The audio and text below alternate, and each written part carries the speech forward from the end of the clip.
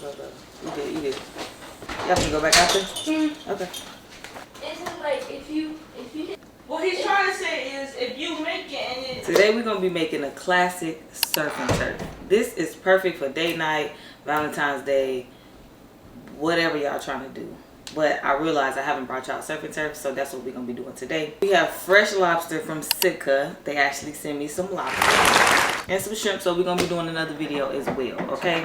Before we get started, make sure y'all get my cookbook. It is on Amazon and it is linked below digitally. Without further ado, let's get to it. Am I really that much to handle? Breaking these niggas down like a camera. You don't really know you are. So the first thing we're going to do is take our steak. This is a ribeye. You can do a New York strip or a filet mignon, whatever steak you like. You're going to take some kosher salt. We're going to do like a dry brine on this steak. We're just going to put salt all around it and then set it in the refrigerator for like 15 minutes. And I have a paper towel under this, y'all, because it's going to draw out moisture out of this steak, okay? And what this is going to do is help tenderize the steak. Salt. And get all sides.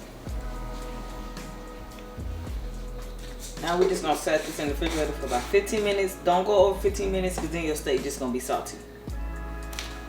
Alright. So we're going to take some softened butter.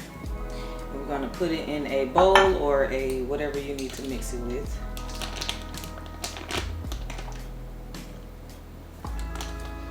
Then we're going to take some garlic, add that in there as well. Then we're just going to chop some parsley and some chives.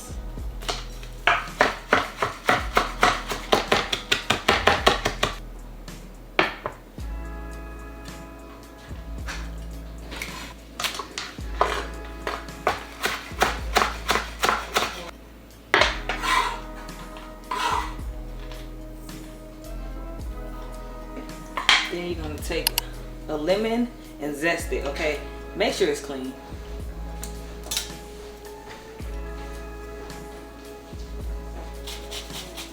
And when you zest it, don't get down to the white part because that's where it becomes bitter. Just keep turning it and turning it. You silly. I just knew to look over at you. You can just zest half of this. Okay, then we're actually going to cut it in half and use half of it.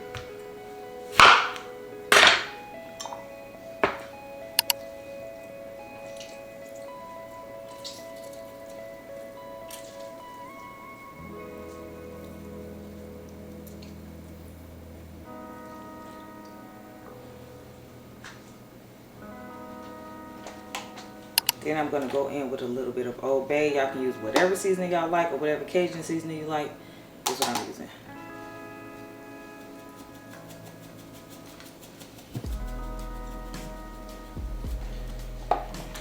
And just going to mix that in.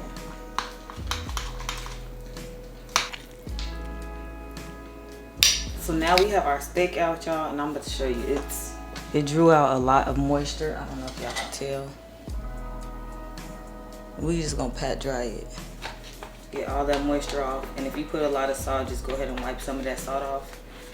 But we want to keep some salt. For the lobster, we're just gonna take and cut along here. But we're gonna stop here. We're not gonna cut it at the tail.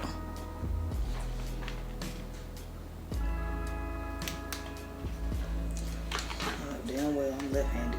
Trying to cut with my right hand.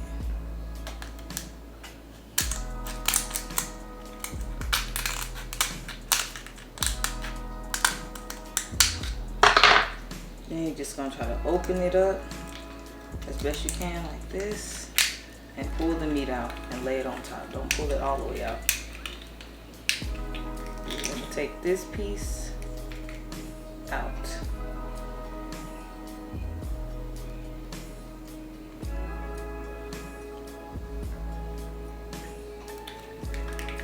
I like to go at the bottom of it and try to push it out with my fingers like this around along the sides. pull the meat all the way out. Just pull it upwards and lay it on top of the shell. Now you just want to give this a rinse because it does have like shell particles from breaking up. You just want to rinse it off so you don't get no crunchy pieces when you eat it. Then you just want to go ahead and preheat your oven to 400 degrees. We're going to start cooking this at 15 minutes, and then if it's not done, we'll just go from there. So then I just put it on the sheet pan, and we're going to put some of this butter on there.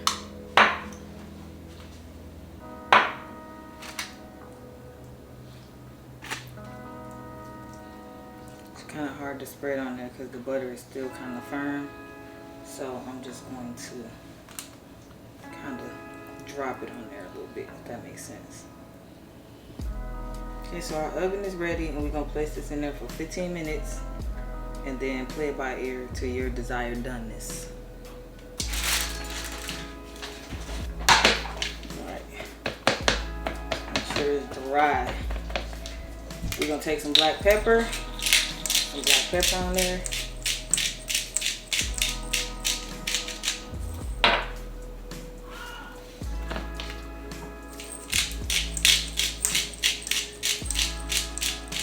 Now we're gonna sear it. Alright, so now I'm using some algae cooking oil because it can withstand a lot of heat, y'all. I think it's 520 something, 535 smoke point. Gonna get the pan extremely hot so we can get a nice crust. Alright, so we're gonna set the steak in away from you, and I'm gonna use rosemary, thyme, and garlic and butter. And I let mine go for like 1 to 2 minutes on each side.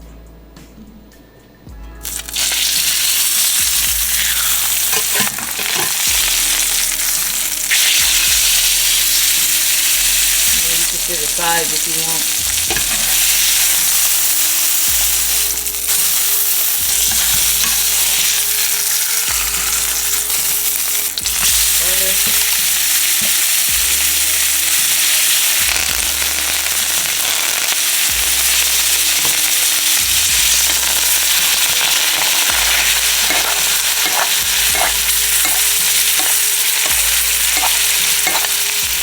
Just for about a minute.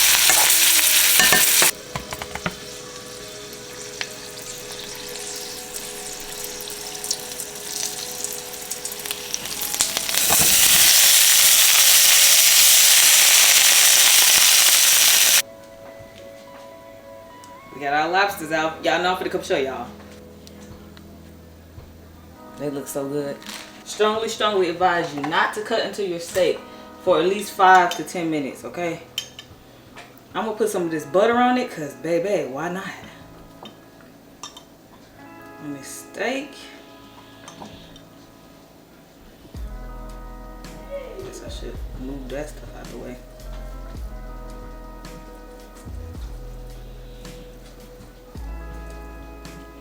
Then I'm gonna put some more butter on these lobsters.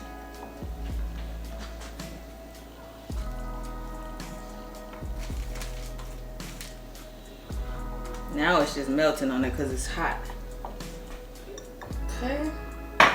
If you don't eat lemon with your steak, you're missing out. Get you some lemon slices. I use the other half of that lemon, baby, and I squeeze that on my steak. Let's cut into it now. It's been a little time. Let's assemble our plate. I was gonna make some mashed potatoes. I really don't feel like it. I'm ready to eat. I'm hungry, so we just gonna eat this with the asparagus.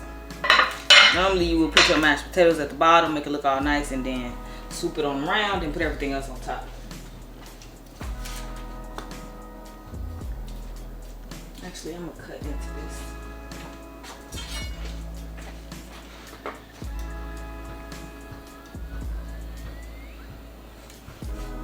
I done showed y'all how to make steak before. You just gotta, you know what I'm saying? And if you like your shit well done, just cook it up, I guess. But I don't recommend no well done steak. I do not.